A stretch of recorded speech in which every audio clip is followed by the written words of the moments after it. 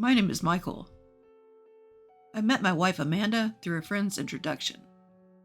She was cheerful and sociable, and we immediately hit it off when we first met. As we went out for meals a few times, I started to have feelings for Amanda and began dating her.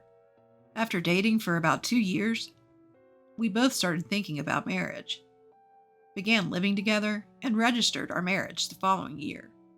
We had a grand wedding, thinking it's a once-in-a-lifetime event. Our mutual friends performed some entertaining acts, making the ceremony memorable. Married life was pure happiness. We both worked, but Amanda's job did require much overtime, so she always came home first and prepared dinner for us. Michael, welcome home. Today's dinner is pork cutlet. Knowing that I loved meat, Amanda cooked meat dishes 3 times a week, considering a balanced diet. All of Amanda's homemade meals were delicious, and I truly felt lucky to have her as my wife. That is, until that time. It happened one day, almost 3 years into our marriage. I started to notice that something was off with Amanda. She no longer cooked dinner and waited for me, and she often went out after work, leaving me alone at home. Previously, even when I came home late from work, there would be a homemade meal on the table. But now it was mostly frozen food or supermarket dishes, which made me feel somewhat lonely. However, Amanda also worked, and I was busy at work, making it hard for us to spend time together. I told myself that she probably wanted her own time while I was working overtime, and I didn't consider her feelings enough. This went on for about 2 months, and I finally decided that I needed to change something. As my work had calmed down, I took some paid leave and planned to go to a hot spring with Amanda. When I came home, Amanda was lying on the sofa reading a fashion magazine. I hadn't heard her say welcome home recently. Amanda, I took some time off work, the week after next. How about we go to a hot spring and relax together? Without taking her eyes off of the magazine, Amanda replied. No, I don't feel like it. I couldn't understand her response and was momentarily at a loss for words, because I had researched various accommodations and nearby restaurants, planning to present her with a travel plan. Hey, I've been so busy lately that I couldn't pay attention to you, right? I thought you might be lonely without me, so I wanted us to go to the hot spring together and spend some quality time together. I thought Amanda would also be unhappy with our current situation. I wanted to create some time for us and rebuild our good relationship. However, Amanda's response didn't change. It's totally fine the way it is now. Even if you're not around, I have things to do. Don't worry about it. In the end, her gaze remained fixed on the magazine. I couldn't figure out why Amanda would act this way, and I went to sleep that night with a heavy heart. I didn't sleep well, and the next morning I left the house with an awkward atmosphere between us. But since I couldn't focus on work, I decided to consult a coworker during lunch break. Hey, can I talk to you for a bit? It's not really a fight, but I had this thing with my wife yesterday. Could she be cheating on you? I mean, you don't have any other clear reasons, right? I can't think of any other reason for her to suddenly become so cold. Cheating. The word echoed heavily in my mind. I never thought that this could happen to Amanda, but once a third party said that she was cheating, my suspicion grew and my health started to deteriorate. That day, I couldn't focus on my work and decided to leave early. When I got home, I went straight to the bedroom, took off only my suit jacket without changing into my home clothes, and collapsed onto the bed. There was still some time before Amanda would come home. I decided to sleep until then, and felt a little more at ease in the cool, dimly lit room with my eyes closed. Because I hadn't slept well the night before, I quickly became drowsy and was almost half asleep when I heard the front door close, and the sound of a woman's laughter, and multiple people entering the house.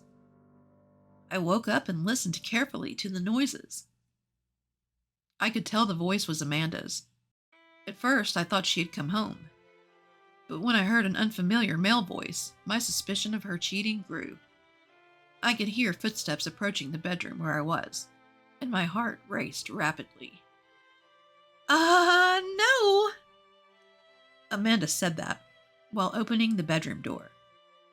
She hadn't expected me to be there and looked surprised for a moment, but then spoke in a mocking tone. Oh, Michael, why are you here? I wasn't feeling well, so I left work early and went to bed. Weren't you supposed to be at work, Amanda? I took a paid day off and went out. Amanda said that without showing any concern for my health, and glanced at the tall man standing behind her with his arm around her shoulder. You went out. I wanted to tell the man not to touch my wife, but I felt nauseous and had a headache, so I could only say that weakly. Well, you already know, right? I'm cheating on you with this guy, and it's all your fault, so I won't apologize. Amanda stood defiantly, with her arms crossed, and said that to me. I couldn't believe she admitted to cheating so easily, and I was just confused. Stop making that face now. You've ignored me for so long. Scott treats me like a woman, and being with him heals my heart. He's sensitive to current trends since he's a company president, and he's always exciting and fun. I recognized the man's face that Amanda praised. Then it clicked when she mentioned he was a company president. President of XYZ Company? The man standing there was the president of a client company I was working with. He had become famous in the industry after starting his business in his 20s. I had visited his company for business and exchanged business cards with him. Why? I asked Amanda. Like I said earlier, that's why, but I don't mind getting a divorce. Hearing the word divorce, I wanted to stop Amanda, but she tried to leave the room with Scott. Hey, are you okay with this? Just ending your marriage so easily? But Amanda said, it doesn't matter anymore, and tried to take him with her. Well, I'll make sure Amanda's happy, so don't worry. Scott flashed a refreshing smile at me and left the room with Amanda. After that, I got a divorce and received alimony, but I became mentally ill and had to take a leave of absence from work for a while. The reason for Amanda cheating was that I prioritized my job and couldn't spend time with her. Amanda started hanging out at bars alone to kill time, where she met Scott. Amanda had a personality that made it easy to get along with people she just met, so it didn't take long for her to get close to Scott. During my time off work, a colleague I had consulted about the cheating before contacted me and told me that Scott's company, which was a client, had withdrawn from New York due to a headquarters relocation. With this, even if I returned to work, there would be no chance of dealing with Scott's company, and I felt a little relieved. Several years passed since those hellish days, and I managed to recover mentally. By a twist of fate, I met a wonderful woman and decided to remarry. I had changed jobs and moved to a rural area, but it was a more comfortable town, with abundant nature compared to the city. My married life was going well, and I was living a peaceful life. But I ended up getting involved in another incident. On a day off, I was out alone, and a police officer called my name and stopped me. Of course, I had no idea I had done anything wrong, but I had a bad feeling, so I decided to go to the police station. When I arrived at the police station and was taken to a room, there was my ex-wife, Amanda, waiting for me. As soon as Amanda saw my face, she started yelling excitingly. Aha, this guy, officer, this guy, he's the stalker. He's been following me around. It's so creepy. Huh? Stalker? What are you talking about? How shameless. There's a limit to how much you can harass someone after breaking up. I couldn't digest what Amanda was saying and the situation, so I asked for an explanation. But Amanda just kept accusing me, and I couldn't see the main point of the story. Then a police officer brought in a man. It was Scott. Hey, I heard from Amanda that you've been quite persistent. It's been years since the divorce. Do you still have feelings for her? I didn't want to hear that from the person who caused the divorce, but I asked the police officer who brought Scott in to explain the situation. It turned out that Amanda had been stalked by someone for a long time, and she had reported me to the police because the stalker's appearance resembled mine. The police investigated and found out that I had recently moved to this town, so they asked me to come in for an interview. I understand the situation, but Amanda, I didn't know you guys were living in this town. Yeah, right. Who would believe a criminal's excuse? I felt anger welling up at Amanda's dismissive words, but the police officer calmed me down. Is there anyone who can prove your innocence? At the police officer's words, I decided to have someone come to the police station. A few minutes later, the person that I chose arrived, and Scott, seeing her face, cried out in astonishment. You, Elizabeth? Hi, big brother. It's been a while. That's right. When I remarried, I married Scott's sister. Scott and Amanda, who didn't know the situation, seemed to be panicking. Actually, Scott's affair with Amanda was discovered by their parents, who cut ties with him. Scott's parents were the presidents of a company that ran several businesses, and knowing that their son had hurt someone, they decided to take care of me. At first, I didn't want to face the family of her lover, but as I got to know them, I felt my heart calming down. After spending time together, I ended up falling in love and marrying Elizabeth, Scott's sister. Are you kidding me? I haven't heard anything about this. Scott yelled at us, but Elizabeth, being used to her brother, argued back. Well, I do have an obligation to inform someone who doesn't even consider us family anymore. Besides, during the time you said Michael's ex-wife was being stalked, he was actually having dinner with me at the hotel's restaurant. You should be able to find our names on the reservation list. And if you ask the sommelier who served us wine, he should be able to confirm it. I was finally cleared of all charges. As we left the police station, grateful to Elizabeth, Amanda and Scott followed us and grabbed Elizabeth's shoulder. Wait a minute.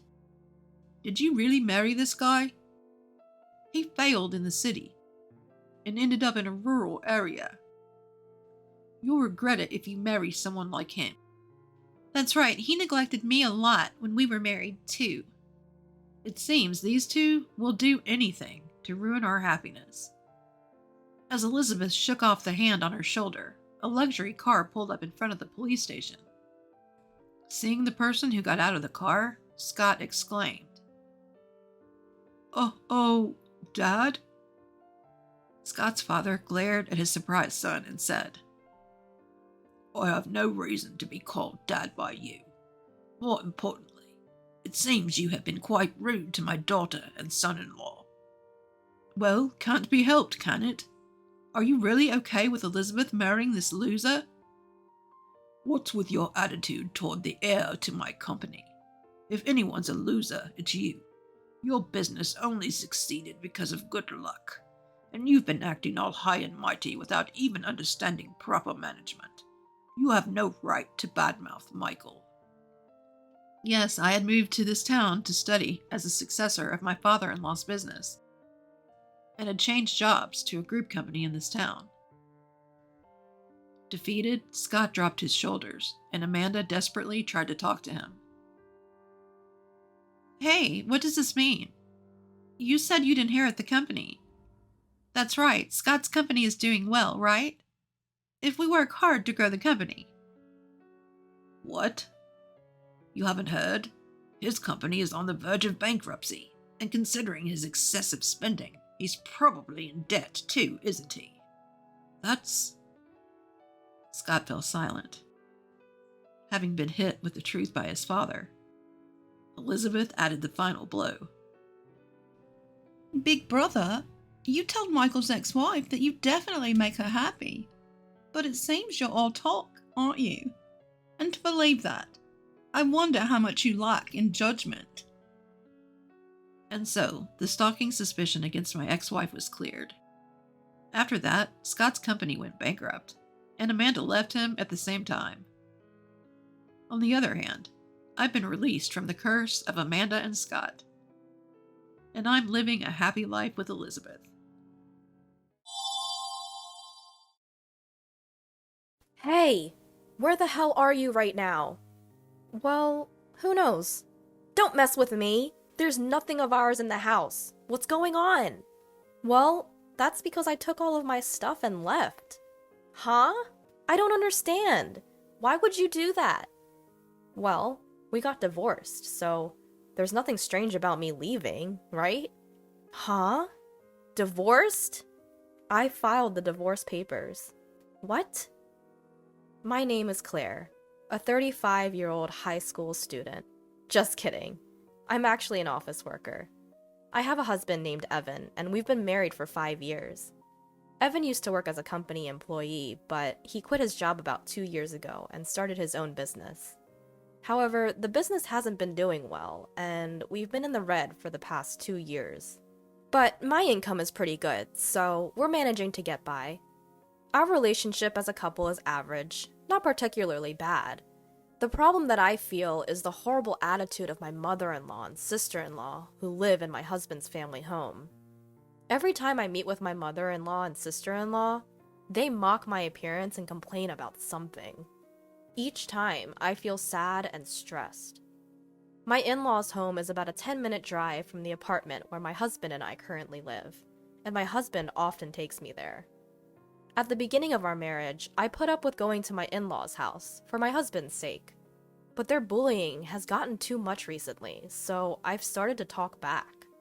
Even so, my mother-in-law and sister-in-law don't back down. And my mother-in-law and sister-in-law, they always try to extort money from me for something. Hey Claire, I have a friend's birthday coming up. I want to buy a present, so could you give me $500? Huh? $500? What are you buying? I'm gifting a trip. I'll be going along too. No, that's strange. It's basically like I'm giving the gift, and I can't afford to give $500. You're really stingy, Claire. What are you, a miser? Seriously, even though Evan supports her. Excuse me? I'm the one supporting him. My husband hasn't contributed 1 cent to our living expenses in the past year. And you, sister-in-law, get a job. You're a NEET at your age. Why does my mother-in-law accept my sister-in-law's NEET status? I wanted to spill out all of these thoughts, but my husband interrupted. Hey Claire, I have a friend's birthday coming up. I want to buy a present, so could you give me $500? You really understand, Evan. I'm touched. You're a good son. Then can I also get about $300? There's something I want. Sure, that's fine. Claire, you should have about $300 in your wallet, right? Come on, give it to her quickly. Whether it was due to his pride, my husband made me hand over the money to my sister-in-law without any hesitation. Moreover, my husband started saying incomprehensible things like, "Thanks to me, we can live this luxurious life." I can't keep up with my husband's recent actions. On the way home in the car, I pointed out to my husband, "Why do you put on such a show?" "I have my pride as the eldest son." He began to say more absurd things. From there, it turned into a significant argument. Basically, once you give them money, they start to become overbearing. What's wrong with making my own mother happy? We can't afford to live that luxuriously, you know? Do you understand? You're not contributing at all to our living expenses. So what? We got quite a bonus this summer. Don't rely on that. That money is for savings. Since then, my husband and I have completely fallen out and often fight. How can my husband act so arrogantly while still running a deficit? Why can't he stand not being in a position above me? His bad points started to stand out more and more. I thought there was no need for me to do things I disliked for such a guy. So when my husband recently said, "Hey, we're going to my mom's," I've replied, "Go by yourself." My husband started spouting some strange theory, saying, "What are you talking about? It's normal for the wife to come too." But when I retorted, "So you're abnormal because you don't come when we go to my parents' house," he clicked his tongue and said, "Do whatever you want," then went back to his parents' house alone. A weekend free from my mother-in-law and sister-in-law. How comfortable and pleasant that is. Since I had time to myself, I did a lot of groundwork for my dream. That dream is to buy my own home. I gathered information online and ordered pamphlets. My dreams and hopes were expanding. I was excited just thinking about the new house. I want to furnish it with these kinds of items. While gathering information about furniture like sofas online, I imagined placing the furniture I chose with care in my new house over and over again. Doing such things, time flew by, and before I knew it, it was evening, and my husband had returned. "Oh, welcome back." "Huh? Oh, is he still angry? How petty. He should be more mature as a man." I had no intention of pleasing my husband, so I didn't speak to him after that, and started making dinner. Then my husband suddenly started talking. "You've been pretty cheeky lately." "Huh? You're defying me, saying you don't want to meet my mother and the rest." "Defying? We're equals as a couple. Plus, your mother and the others always pick on me, so I don't want to go to your parents' house anymore." That's what I'm saying is cheeky. Normally, wives listen to their husbands. If you say you can't do that, it's divorce. Huh? Divorce? Ha! Surprised? You don't want to be divorced by me, do you? But I'm seriously angry at you. I've already signed my part, so it's ready to be submitted at any time. I'll let it slide just this once. But if you defy me next time, it'll be an immediate divorce. Reflect on that. Saying that, my husband smirked and ordered, "I'm going to take a bath. Hurry up and make dinner." Once I confirmed he was in the bath, I couldn't help but cheer. Yes! Now I can break up with that man anytime. I made dinner in high spirits. From then on, I worked hard to save money. I was almost ready to pay the down payment.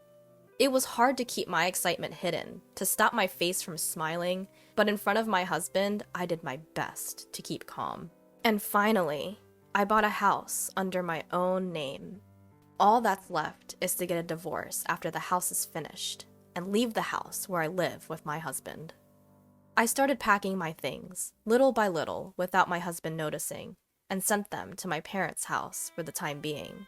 I had told my parents everything, and they understood my situation. And finally, the house was completed. When my husband went back to his parents' house as usual on the weekend, I moved all my things to my new house. The new house is very comfortable, and both the interior and exterior are just as I imagined. As I enjoyed the pleasant smell of a new house all day, my husband called me that night. "Hey, where are you?" "Well, where could I be?"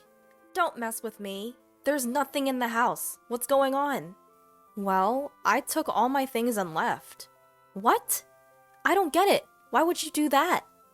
"Well, since we're divorced, it's not strange for me to move out, right?" "Huh? Divorced?"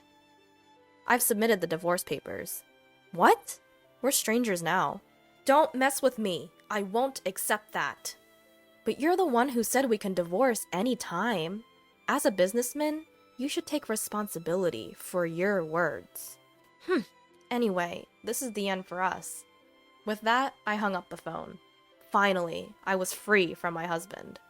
That night, I was able to sleep soundly. Living in my new home was very comfortable, and every day I was able to wake up to fresh and have pleasant mornings. Today, I decided to invite my parents to my new home for the first time. As I was cooking alone in the kitchen, my father and mother came with a bottle of celebratory sake. Both my father and mother were surprised to see my new home. And then the three of us toasted. Even though it was a bit early, we started a party. Suddenly, the intercom of the house rang. Huh? Who could it be at this time? When I checked the intercom, there was my ex-husband, ex-mother-in-law, and ex-sister-in-law. "Why are you here?" "From today, my parents and I will live here. My father is in the hospital now, so when he's discharged, he will live here. Open the door right now." "No way, that's ridiculous. Why would I have to do that?" "Please, leave my property. Immediately." Then my ex-mother-in-law stepped forward. "You cheeky girl. Listen, what's yours is mine. If you understand, open the door." What are you talking about? I'm single, you know. Huh? Did your son not tell you? We've already filed for divorce. We're strangers now. What? The ex-mother-in-law and ex-sister-in-law turned to look at my ex-husband. He seemed to be explaining something to them. I couldn't tell for sure through the intercom screen, but he was probably saying something like, "I don't accept this." I said, "Anyway, you can't enter this house. Please leave," and hung up the intercom. Then my ex-husband started shouting through the front door, "Open the door! I want to talk!" As I was wondering what to do to get rid of him, a police car pulled up in front of my house, and they took my ex-husband into custody. The police seemed to have taken him into custody. When I opened the front door, I saw my ex-husband being pinned to the ground, desperately resisting. It hurts! Why is this happening to me?" My ex-mother-in-law and ex-sister-in-law were shocked to learn that their son was divorced and stood there, stunned. They weren't arrested, but they were escorted away in the police car. After watching my ex-husband and his family being taken away, I went back inside the house. I wonder who called the cops. Then my father made a peace sign. In situations like this, you call the police immediately. Trust my always calm dad. We resumed our party with a fresh round of drinks. As for how my ex-husband found out where I live, it seems he followed me home from work. Because he confessed to stalking me, if he shows up again, he'll be arrested on the spot. With his timid personality, he probably won't come near this house again. I also got a restraining order against his family. After that, it seems my ex-husband's business didn't go well, and he's just been piling up debt. With the divorce, the money he and his family had been mooching off of me was gone. And with his father in the hospital, they had no income, so it seems they had to sell their house. It's really a case of getting what they deserved. On the other hand, I invited my parents to live with me in my new home. My parents are very happy, saying I've been incredibly filial, and they are enjoying life in the new home. I want to continue to cherish my parents and live happily as a close-knit family. You and your child are not cute at all. Get out of this house right now. Huh? This house is... I stopped mid-sentence. Understood. Saying that, I began to pack my belongings. My husband looked flustered as he watched me. Hey, you don't have to leave just like that. But your dear mother-in-law told me to leave. I have to obey her, don't I? Matt, don't bother with that woman. Come over here and let's eat cake. My mother-in-law had a triumphant look on her face. I decided in my heart to break her nose and take my daughter back to my parents' house. My name is Jennifer, a 34-year-old office worker. I married a man named Matthew 2 years ago. We met through a trendy dating app and became a couple after a year of dating. My husband is a little unreliable, but he is a very kind and attentive man. When we were dating, he would research restaurants I wanted to try and plan our dates in advance. After we got married, he would wash the dishes when I was tired or buy me my favorite dessert. About a year after we got married, we had a cute daughter, and my husband actively took care of her. I thought I had found a really good husband. But of course, nobody is perfect in every way. My husband has several flaws. The most problematic of them is that he's a mama's boy. At first, I felt that my husband might be a mama's boy because of his taste in cooking. How is it? Delicious? It's pretty good, but my mom's was a bit richer, I think. Huh? Your mother? I wondered why my mother-in-law's name suddenly came up, but as I listened to him, it seemed that he thought his mother's taste was the best and wanted me to get as close to that taste as possible. Overall, my mother-in-law's cooking seemed to be on the richer side, so for now, I decided to make the dishes richer as my husband requested, even when we went on trips. What should I buy for my mom as a souvenir? He would say.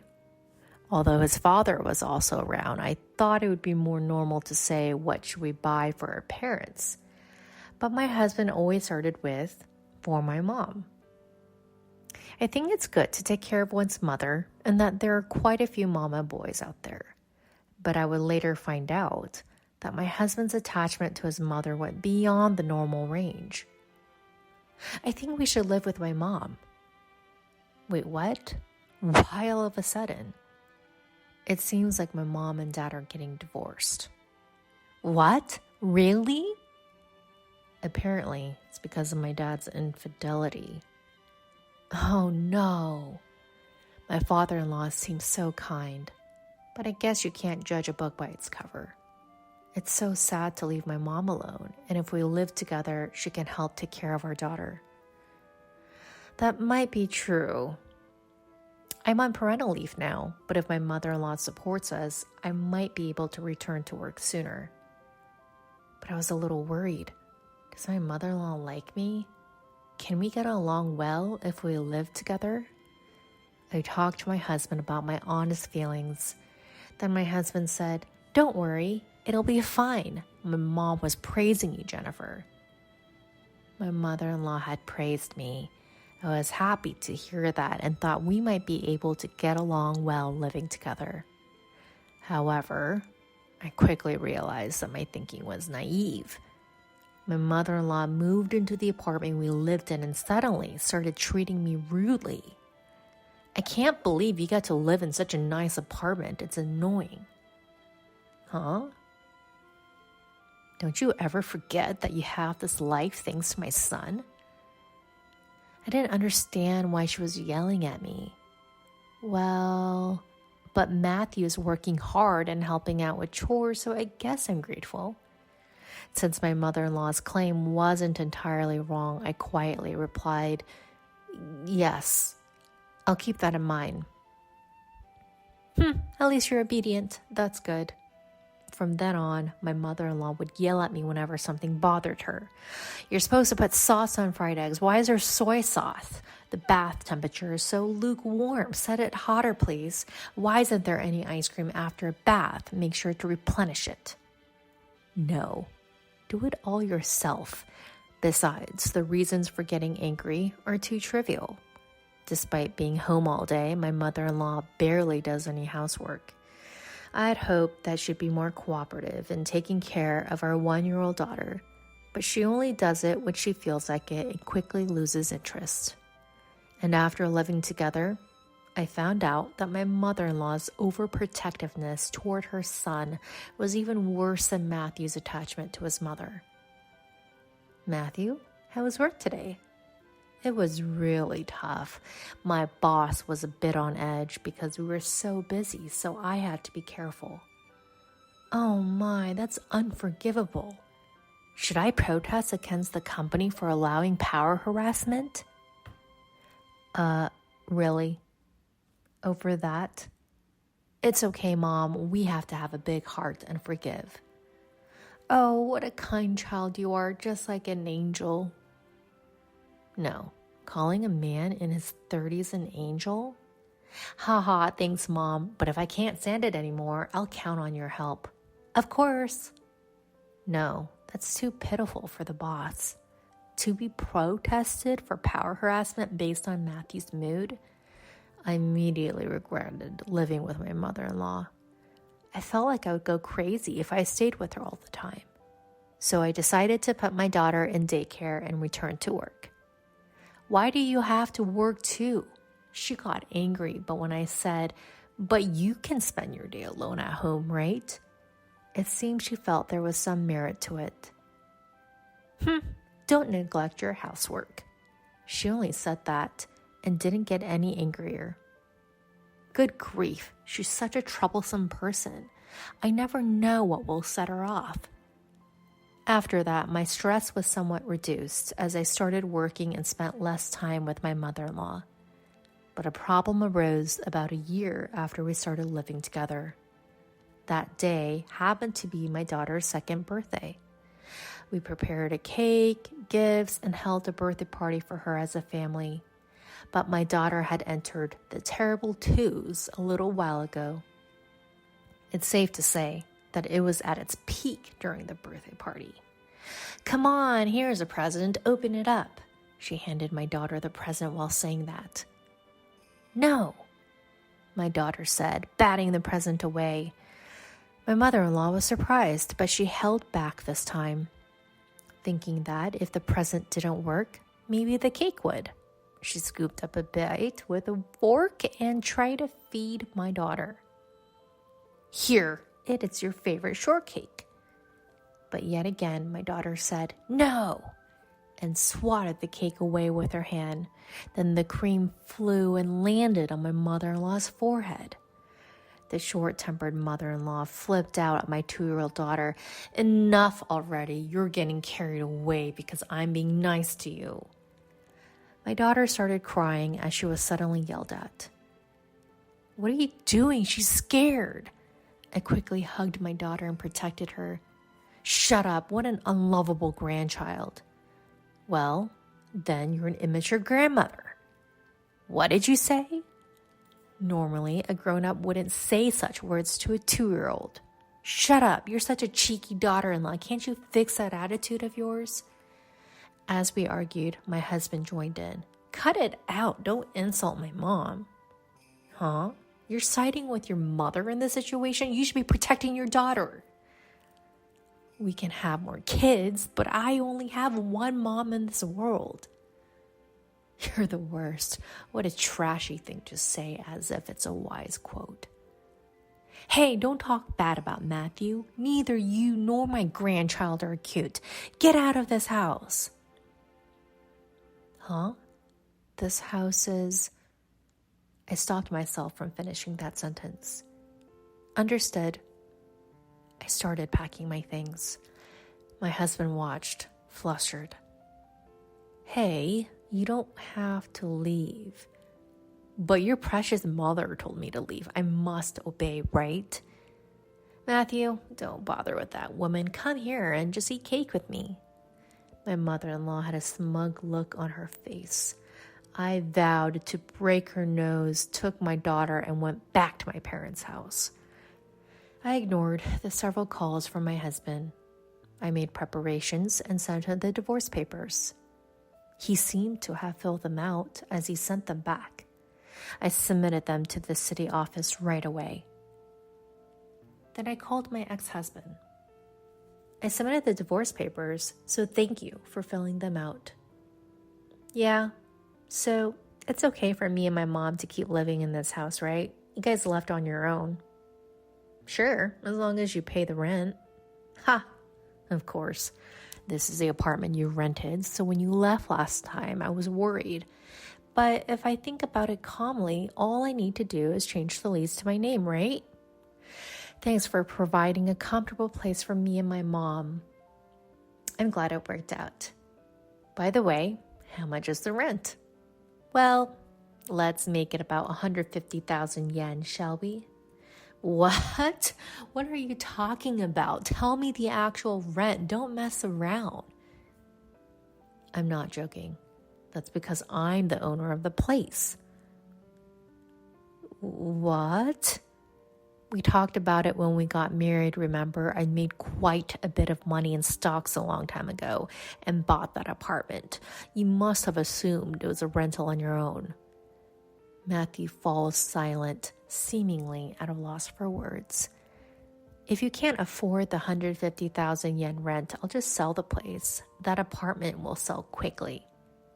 Wait. If you do that, where will my mom and I live?" "I don't care.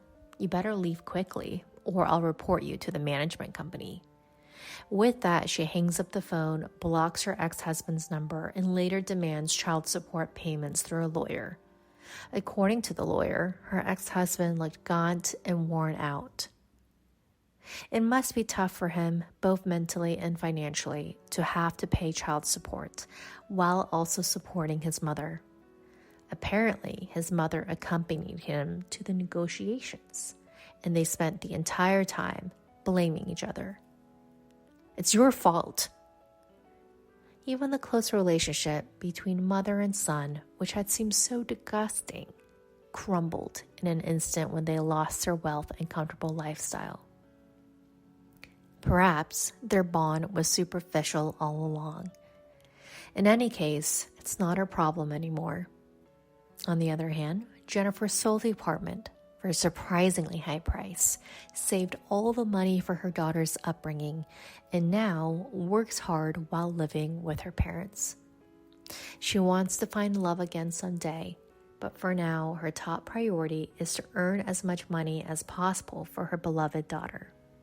She also vows to learn from her former mother-in-law's example and not become overly intrusive in her daughter's life.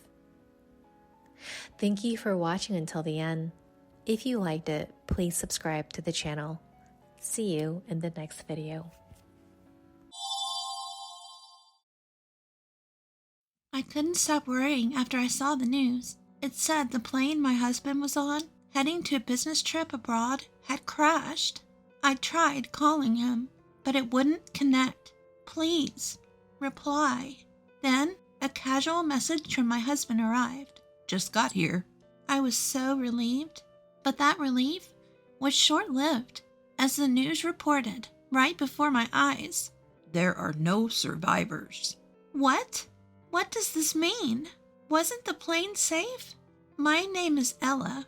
I live with my husband, Caden, who I've been married to for 5 years, and our daughter, Mila, who will soon turn 3. I quit my job when I got pregnant, and now I'm a stay-at-home mom. Mila's terrible twos have passed, and recently she's been helping me out more. It was tough during the terrible twos, but now I'm happily raising her without stress. While my relationship with Mila kept improving, Caden and I spent our days rather indifferently. Lately, he seemed busy with work, only coming home to sleep. Sometimes, he'd return with a woman's perfume scent, maybe from entertaining clients at clubs. There were sudden call-ins and working on weekends, leaving him hardly any time with Mila. Papa, do you not like Mila anymore? I hugged Mila tightly as she muttered those words, gently stroking her head. Of course not. Papa is just really busy with work. He's working hard so we can live like this. Mila's birthday is on Sunday this time, and he promised to celebrate with us. So let's play a lot then. I couldn't bear to see lonely Mila, so I asked Caden to at least be with her on her birthday. I'll definitely take the day off. My husband said that, so I was looking forward to celebrating as a family. Mila's birthday is next month. We plan to invite my in-laws and celebrate together. My in-laws live a 15-minute drive away in the city, and since we meet often, Mila is very attached to them. Caden has a younger sister named Camilla, who has 2 children. While my sister-in-law also lives in the same city, my in-laws treat both their grandchildren equally and without discrimination. I hear there are people who favor their daughter's children over their daughter-in-laws. If the grandchild is a girl, some even pressure the mother to have a boy to carry on the family name.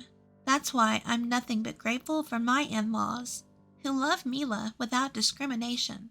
Then one day, my husband told me, I have a business trip abroad for 2 weeks, starting on the 8th next month. I immediately asked him to clarify. Wait, a business trip abroad? From the 8th for 2 weeks? Yes, to America. The flight will take more than half a day.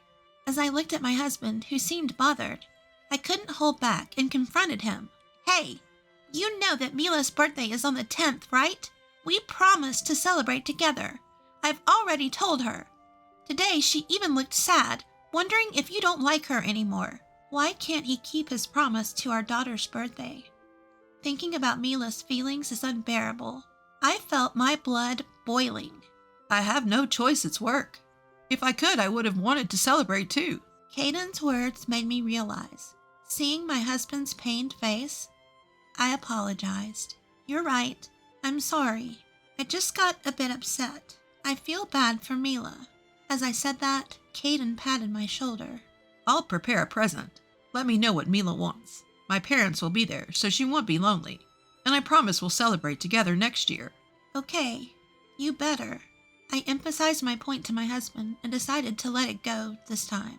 Although I worry about Mila, I'll do my best to decorate and cook so she won't feel lonely without Caden. I talked to my in-laws about Caden's business trip and asked if they could stay over on Mila's birthday. And then, Poor Caden, having a business trip on Mila's birthday. Leave it to us. We'll liven things up for her. Your father-in-law has already started preparing to stay over. my mother-in-law's response brightened my spirits. If this could make Mila happy, even just a little. The next day, I told my daughter about the overseas trip. As expected, Mila teared up, looking sad. But you know, Grandpa and Grandma will stay over for your birthday. I tried to sound cheerful, and in that moment, Mila's face brightened. It seemed to lift her spirits a bit. The day after Caden left for his business trip, my mother-in-law called. Ella, do you need anything for tomorrow? We've prepared a present and reserved a cake. But is there anything else you want? It must be hard preparing everything by yourself. If you need anything, just let us know. We'll come over early tomorrow. I was grateful for my mother-in-law's thoughtfulness and immediately thanked her. Thank you, mother-in-law. We just went shopping and picked out what Mila wants. We have decorations ready too, so it's fine. Thank you for the present and cake. It's no problem. We enjoyed choosing them too. Your father-in-law has been excited for a week already. I told him he's getting ahead of himself. Hearing my mother-in-law's words, I couldn't help but smile. I'm glad my in-laws are good people. Even without my husband, tomorrow should be a fun day. After chatting for a while, my mother-in-law changed the subject. By the way, has Caden arrived yet? He said he'd be moving somewhere else after landing, right? He mentioned taking a smaller plane after arrival. He should be there by now, but I haven't heard from him yet, so maybe his flight is delayed. I checked the flight number my husband had given me. I'll look it up once I finish talking to my mother-in-law. Just as I thought that. Ella, was Caden's business trip to America? I sensed something unusual in my mother-in-law's suddenly trembling voice. Yes, it was. What's wrong? Turn on the TV right now. They're reporting on a plane crash in America. What? I hurriedly turned on the TV, and the emergency news report was covering the plane crash. In shock, I dropped the phone from my hand. Hearing my mother-in-law scream, I hastily picked up the phone. Ella, calm down. It's not certain that that's Caden's plane. Yeah, you're right. But even as I said that, I was overwhelmed with anxiety. What should I do? If something happened to him? The news anchor mercilessly presented me with an unwanted fact. They mentioned the same aircraft name as my husband's flight. Mother-in-law, this is the plane that Caden was on. What? What should we do? Caden! Faced with the unbearable reality, I collapsed to my knees. I felt my mouth rapidly drying up, tears flowing from my eyes before I knew it. Ella! My mother-in-law's loud voice pulled me back to reality. Ella, stay strong. We don't know what's happened to Caden yet, do we? Call him first. I'll hurry over to your place right now, so calm down, understood? Yes. After hanging up with my mother-in-law, I immediately called Caden, but all I heard was the empty sound of the call ringing. No way. How could this happen? Why won't he answer the phone? Desperate, I texted my husband, "Are you okay?" I tightly clutched my phone with both hands, staring at the screen. Then, I just arrived. Miraculously, I received a text from Caden. Thank goodness. I really mean it. Thank goodness. Relief washed over me, and tears flowed. I heard these words coming from the TV I left on just after I started typing a reply. Furthermore, there are no survivors. What? No survivors? What does that mean? Even though it was supposed to be the same aircraft Caden was on. Unable to stand it, I stopped texting and tried to call him. But it wouldn't connect at all. Why won't you answer the phone? When I switched to texting, I received a reply from him via text. Well, I just arrived at the airport, and I have to pick up my luggage and stuff. How could he not care about my feelings? My anxiety and anger mixed, and my irritation grew. The news said that there was a plane crash. I was really worried. Please, Even if it's just for a moment, answer the phone. Show me your face on a video call. Crash, I'm fine. I'll call you later. I have to move now. Caden sent me such an indifferent text.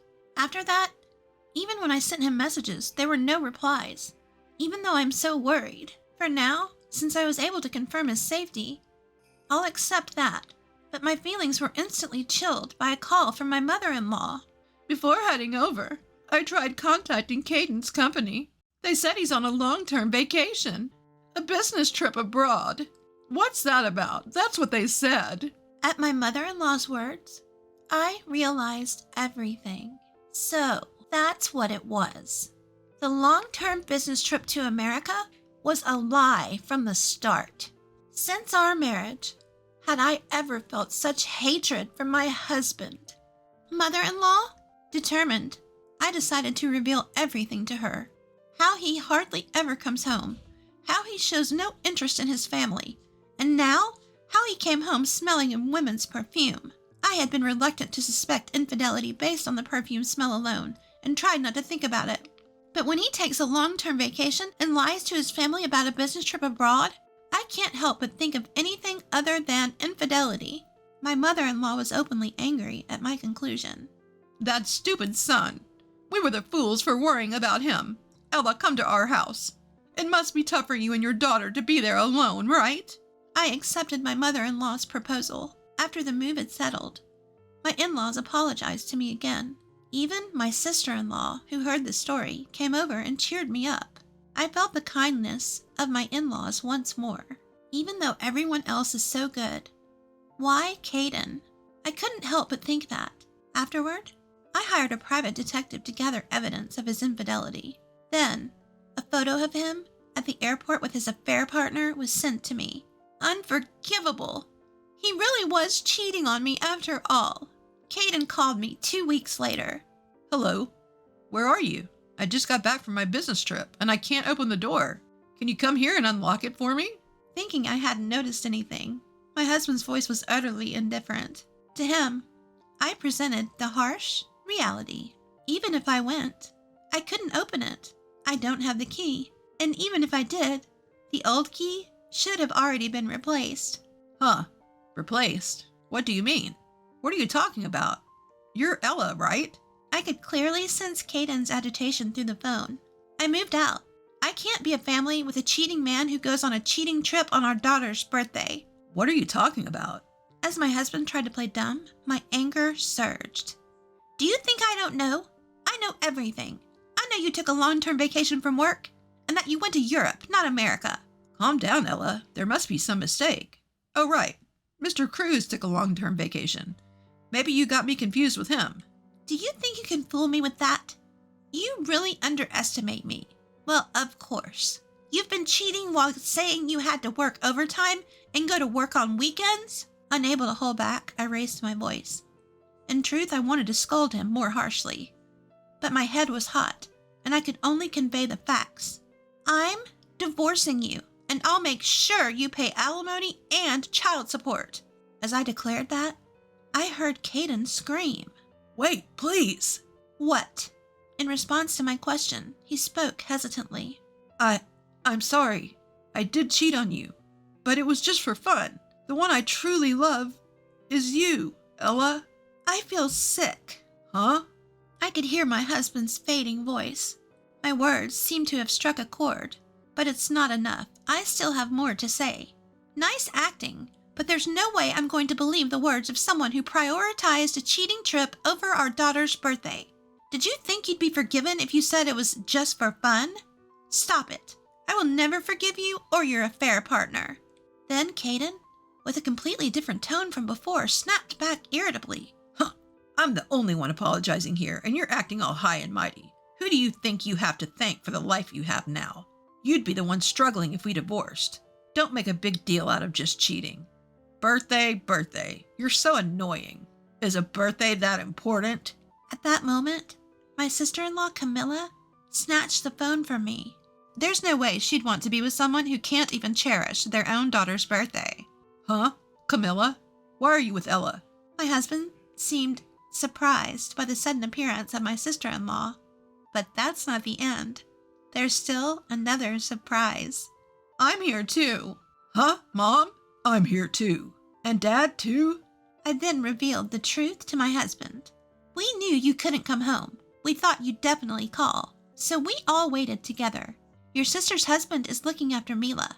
My father-in-law then yelled, You're no longer a son to us. Don't ever set foot in our house again. Following that, my mother-in-law and sister-in-law began to pile on. Your belongings are being stored in our shed. Come get them if you need them. If you don't come by tomorrow, we'll throw away everything that's left. Big brother, what you're doing betraying Ella, filthy. The worst. Don't ever be involved with us again. Wait, everyone. I was wrong. It was just a moment of weakness. I'm sorry. Please don't say things like that. My husband seemed to be seriously hurt by my in-laws' words.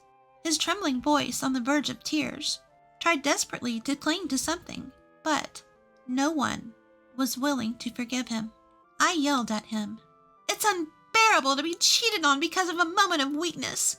You've been cheating for a long time and you're still lying. How much do you need to make fun of people to be satisfied? Stop it, you cheater. If you don't agree to the divorce, I'll take you to court. Then my husband panicked, saying, Please, no court. And agreed to the divorce without fuss. The next day, Caden appeared at my in-laws' house and prostrated himself at the entrance. But the family only sent cold stares. Unable to endure it, he left with only the bare minimum of his belongings from the storage. After that, I made a lump sum claim for damages against him and his affair partner. Once the affair was discovered and damages were claimed, the affair partner apparently dumped Caden right away. I broke up with him, so please forgive me.